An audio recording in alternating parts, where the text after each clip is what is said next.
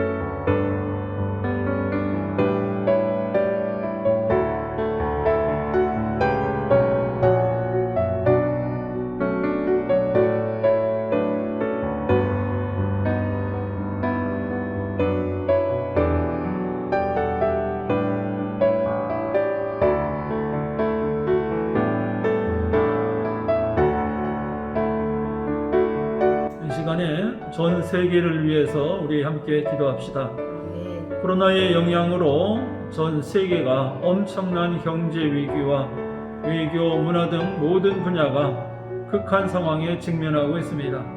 온 세계가 한마음 한뜻으로 선한 일에 함께하는 지구촌이 되길 기도합시다. 미얀마 국민의 안전과 평화를 위해 기도합시다. 미얀마가 조속히 민주주의 사회로 나아가는 것과 그곳에서 선교 활동을 하고 계시는 선교사님들의 안전과 복음 사역들이 멈춰지지 않도록 기도합시다. 또 한반도 통일을 위해서, 또 북한에 있는 동포들을 위해서 기도합시다. 아멘. 북한이 핵무기 등 대량 살상 무기를 포기하고 통일의 길로 나오도록, 한반도에 전쟁이 일어나지 않고 복음, 평화, 통일이 이루어지도록 기도합시다. 불쌍한 북한 동포들에게 자유와 평화와 인권이 속히 회복되도록, 그리고 북한 경제 회복과 코로나 종식, 헐벗고 굶주림의 고통이 없도록 기도해 주시고, 김일성가의 우상화 철폐와 북한 교회가 재건되도록 기도해 주시고, 북한 지하교회 성도들과 3만여 탈북자들, 이산 가족의 상공을 위해 기도해 주시기 바랍니다. 끝으로 각자 가지고 계신 개인 기도 제목들을 위해 기도하시기 바랍니다. 그럼 이 시간 주님 앞에 간절히 온 마음을 다해서 기도하시겠습니다. 주여!